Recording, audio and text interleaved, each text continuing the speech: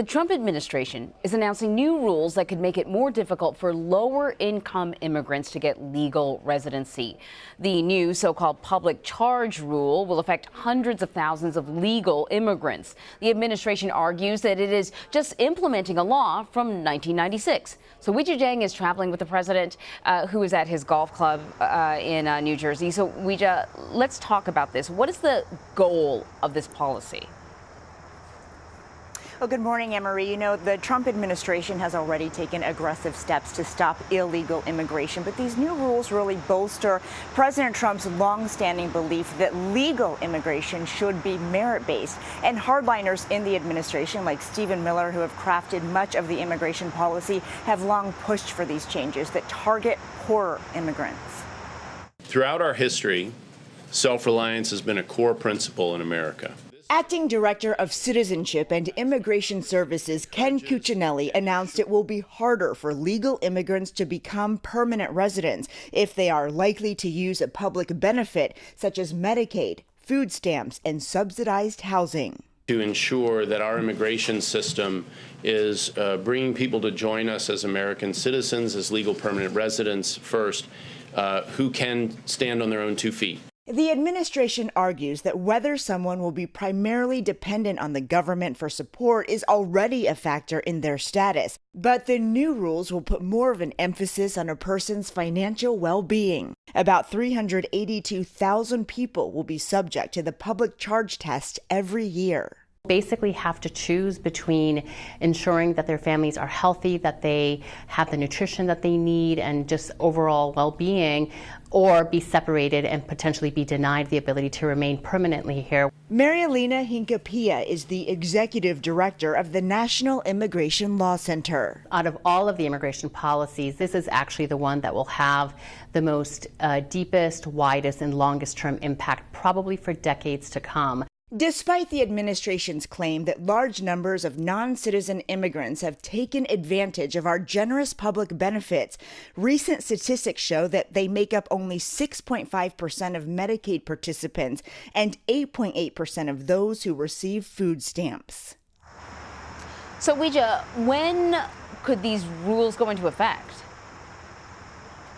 Well, they're supposed to go into effect on October 15th, but you can bet there are going to be lots of legal challenges that force it into court, which is not different from what we've seen in the past when the administration has tried to implement controversial policies. And we know that those legal challenges are already in the works and could be filed as soon as this week. But the Trump administration says that they're just enforcing a law that's already on the books. So what sort of legal challenges could we be talking about?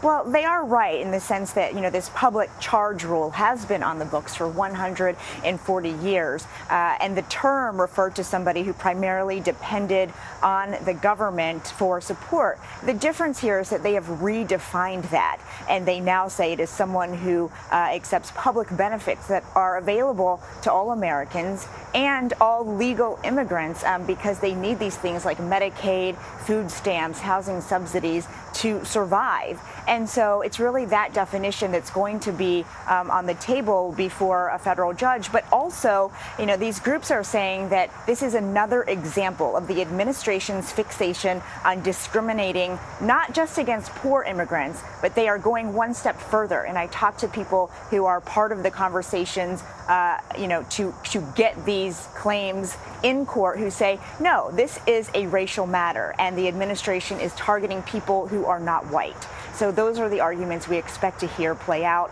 as this will be probably tied up in court in the next few months.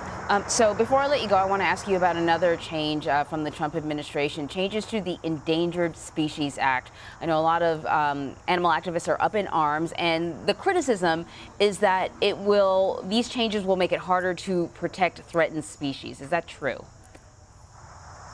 That's right, because these changes really surround the decision-making process when the federal government is trying to decide what species of plants and animals to put on the list and be considered threatened. And so for the first time, the cost of protecting certain species will be factored in, when before it was strictly based on science. It will also be harder to use the argument of climate control to make the case for certain animals and species. For example, you know, we all see those polar ice caps melting, but that will be harder to be part of the argument when you're talking about whether those animals there should be on the list. And it will also be easier to remove current species that are on the list from those protections. And so a lot of conservationists are really worried, and they believe that at the end of the day, this is all about money, because they're concerned that when you look at these areas where these plants and animals live,